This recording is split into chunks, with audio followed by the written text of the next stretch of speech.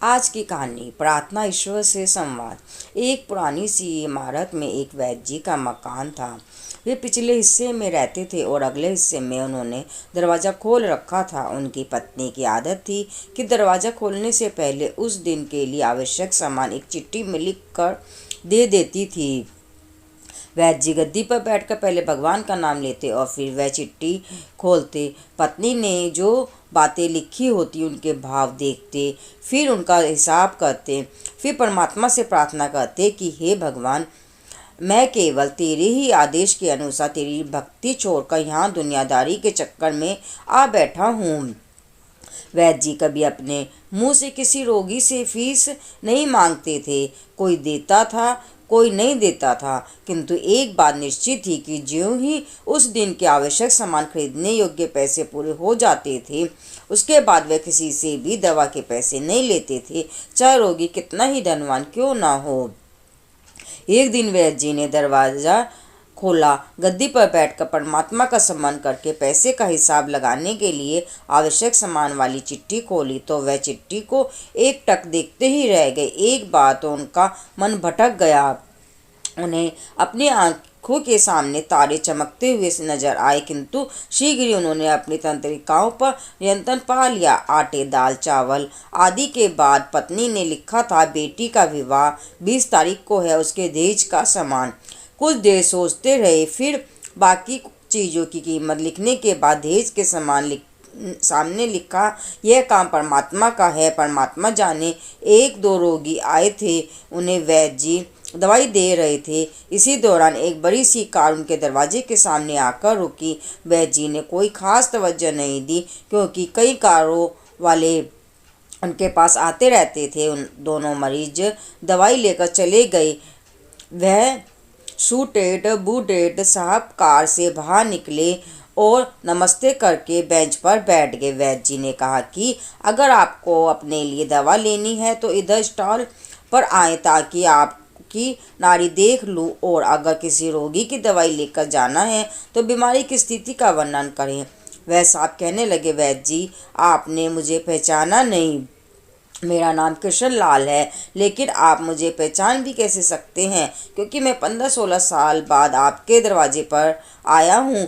आपको पिछली मुलाकात का हाल सुनाता हूँ, फिर आपको सारी बात याद आ जाएगी। जब मैं पहली बार यहाँ आया था तो मैं खुद नहीं आया था, अपितु ईश्वर मुझे आपके पास ले आया था, क्योंकि ईश्वर ने मुझ पर कृपा की थी और वह मेरा घर आबाद करना चाहता था।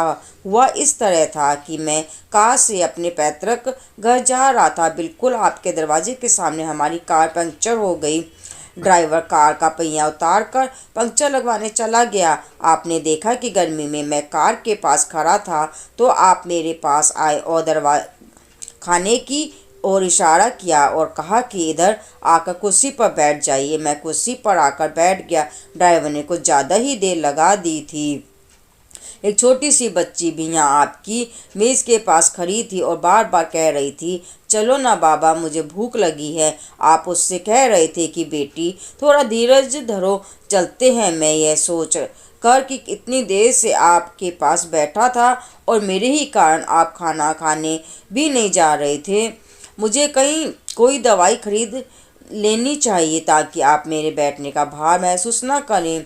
मैंने कहा, वैद्य जी, मैं पिछले 5-6 साल से इंग्लैंड में रहकर कारोबार कर रहा हूँ। इंग्लैंड जाने से पहले मेरी शादी हो गई थी, लेकिन अब तक बच्चे के सुख से वंचित हूँ। यहाँ भी इलाज कराया और वहाँ इंग्लैंड में भी, लेकिन किस्मत ने निराशा के सिवा और कुछ नहीं दिया। आपने कहा था, मेरे भाई, भगवान से निराश ना हो। याद रखो कि उसके कोष में किसी चीज़ की कोई कमी नहीं है। आस, आलोद, औलाद, धन, इज्जत, सुख, दुख, जीवन, मृत्यु, सब कुछ उसी के हाथ में है। यह किसी वैद्य या डॉक्टर के हाथ में नहीं होता और ना ही किसी दवा में होता है। जो कुछ होना होता है वह सब भगवान के आदेश से होता है। औलाद देनी है तो उसी ने देनी है। मुझे याद है आप बातें करते जा रहे थे और साथ साथ पुरिया भी बनाते जा रहे थे। सभी दवा आपने 2 भागों में विभाजित कर 2 अलग अलग लिफाफों में डाली थी और फिर मुझसे पूछकर आपने एक लिफाफे पर मेरा और दूसरे पर मेरी पत्नी का नाम लिखकर दवा उपयोग करने का तरीका बताया था। मैंने तब बेदली से वह दवाई ले ली थी क्योंकि मैं सिर्फ कुछ पैसे आपको देना चाहता था, लेकिन जब दवा लेने के बाद मैंने पैसे पूछे तो आपने कहा था बस ठीक है। मैंने जोर डाला तो आपने कहा कि आज का खाता बंद हो गया है। मैंने कहा मुझे आपकी बात समझ नहीं आई। इसी दौरान वहाँ एक और आदमी आया और उसने हमारी चर्चा सुनकर मुझे बताया कि खाता बंद होने का मतलब यह है कि आज के घरेलू खर्चे के लिए जितनी राशि वैद्य जी ने भगवान से मांगी थी वह ईश्वर ने उन्हें दे दी है। अधिक पैसे वे नहीं ले सकते। मैं कुछ हैरान हुआ और कुछ दिल में लज्जित भी कि मेरे विचार कितने निर्मल थे और यह सरल चित्त वैद्य कितना महान है। मैंने जब घर जाकर पत्नी को औषधि दिखाई और सारी बात बताई तो उसके मुंह से निकला वो इंसान नहीं कोई देवता है और उसकी दी हुई दवा ही हमारे मन की मुराद पूरी करने का कारण बनेगी। आज मेरे घर में 2 फूल खिले हुए हैं। हम दोनों पति पत्नी हर समय आपके लिए प्रार्थना करते रहते हैं। इतने साल तक कारोबार ने फुर्सत ही ना दी कि स्वयं आकर आपसे धन्यवाद के 2 शब्द ही कह जाता। इतने बरसों बाद आज भारत आया हूँ और कार केवल यहीं रोकी है।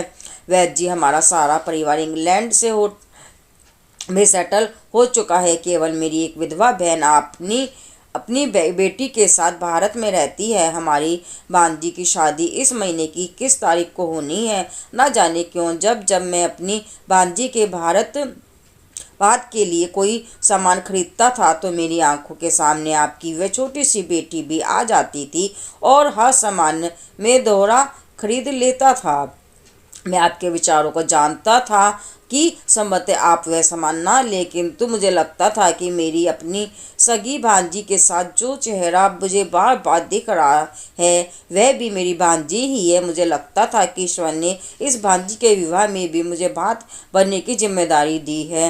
वैद्य जी की आंखें आश्चर्य से खुली की खुली रह गई और बहुत धीमी आवाज में बोले, कृष्ण लाल जी, आप जो कुछ कह रहे हैं मुझे समझ नहीं आ रहा है कि ईश्वर की यह क्या माया है। आप मेरी श्रीमती के हाथ की लिखी हुई यह चिट्ठी देखिए। और वैद्य जी ने चिट्ठी खोलकर कृष्णलाल जी को पकड़ा दी और वहां उपस्थित सभी यह देखकर हैरान रह गए कि देश का सम्मान के सामने लिखा हुआ था, यह काम परमात्मा का है, परमात्मा जाने। कांपती सी आवाज में वैद्य जी बोले, कृष्णलाल जी, विश्वास कीजिए कि आज तक कभी ऐसा नहीं हुआ कि पत्नी ने चिट्ठी पर आवश्यक लिखी हो और भगवान ने उसी दिन उसकी व्यवस्था ना कर दी हो।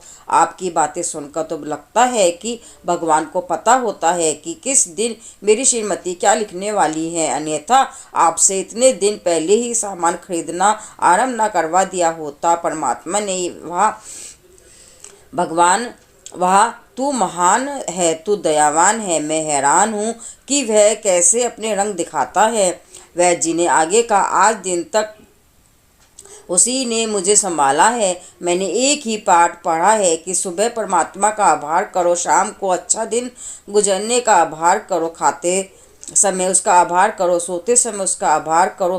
प्रार्थना ईश्वर से संवाद करने, संपर्क करने या संबंध बनाने के प्रभावी तरीके के रूप में होती है। प्रार्थना के शब्द ऐसे होने चाहिए कि हम में एक भाव जागृत कर सके। भाव जागृत हो जाने के बाद शब्दों की जरूरत नहीं रह जाती है। ये थी आज की कहानी, प्रार्थना, ईश्वर से संवाद।